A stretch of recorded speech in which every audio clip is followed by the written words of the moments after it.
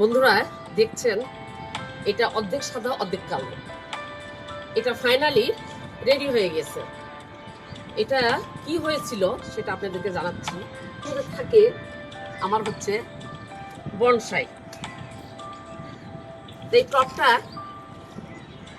ভেঙে গিয়েছিল, ছাদে কাজ করতে যায় এই টপটা ভেঙে গেছিল। আমি এটাকে রিপেয়ারিং করেছি। কিভাবে জোড়া লাগালাম ভাঙা টপকে সেটা আপনাদের সঙ্গে শেয়ার করব। এই যে দেখছেন আমার এই যে একটা ভাঙা টব, সেই ভাঙা টবের মধ্যে আবার দুখণ্ড হয়েছে, আবার ভেঙেছে। এই টবটা আমি তৈরি করেছিলাম করোনার মধ্যে। আমি নিজে হাতে তৈরি করেছি সিমেন্ট আর বালি দিয়ে। এখন এটাকে জোড়া লাগানোর জন্য আমি সাদা হোয়াইট সিমেন্টের মধ্যে কিছু আইকা আঠা নিয়ে নিলাম আর একটু পানি নিয়ে নিলাম। আইকা আঠাটা খুব ভালো, পানি নিয়ে নিয়ে ওটা মিশ্রণ তৈরি করে, একটা শক্ত মিশ্রণ তৈরি করে এখন এটা জোড়া লাগাবো। এত কষ্ট করে টবটা তৈরি করেছিলাম আমি করোনার মধ্যে, গামলা দিয়ে, গামলার মধ্যে বালি নিয়ে, সে বালি উপর করে ফেলে গামলার মাপে বালি তুলে নিয়ে গামলার মাপে আমি এই টবগুলো তৈরি করেছিলাম। এবং এই কয়েকটা টব আছে আমার বাগানে এরকম। সে টবটা ভেঙে গেছে, আজ তাহলে 15 দিন হলো এই টবটা ভাঙা অবস্থায় পড়ে আছে। তার মধ্যে ভাঙা খণ্ডটা ভালোই ছিল, এর মধ্যে খুশি আবার ওটাকে আবার দুখণ্ড করেছে। তার মানে একটা খণ্ড, দেখেন আমার হাতে দুইটা খণ্ড। এই খণ্ডগুলো এখন টুকরা টুকরা খণ্ডগুলো আমি লাগাবো। আমি বলি সবসময় যে আমার সবসময় সব কাজগুলোতেই একটু এক্সপেরিমেন্টাল হয়। মানে একটা অপারা কাজগুলো, যে কাজগুলো পারা সম্ভব না সেগুলো নিয়ে আমি খোটাখুটি করি বেশি। মানে এটার মধ্যে আমার খুবই একটা আনন্দ থাকে। আমি টপটা কীভাবে জোড়া দিচ্ছি দেখেন, সিমেন্ট, আইকা আঠা আর পানি, হোয়াইট সিমেন্ট।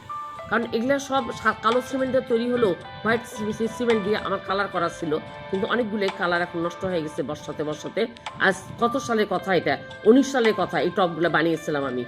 কাজ করতে গিয়ে হুট করে গাছটা তুলে দিলাম আর এই টপটা পড়ে ভেঙে গেল, আমার হাতেই ভেঙেছে। তো যাই হোক, আমি এখন এটা জোড়া লাগাচ্ছি, দেখেন সুন্দর করে পরে মাখিয়ে দিচ্ছি।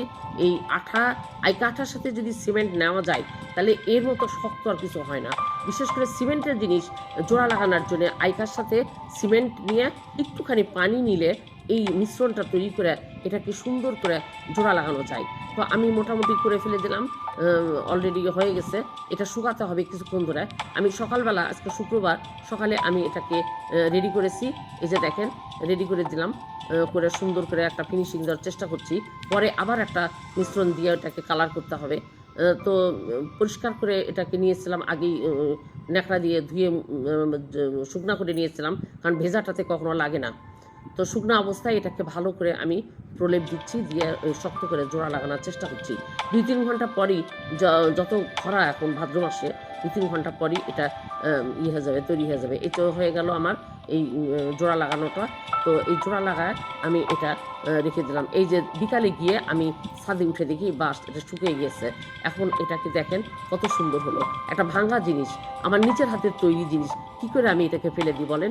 এটাতে আমার থাকে, এর উপর থাকে আমার সেই 17 বছর আগেকার বনসাই। বন্ধুরা কেমন হলো জানাবেন।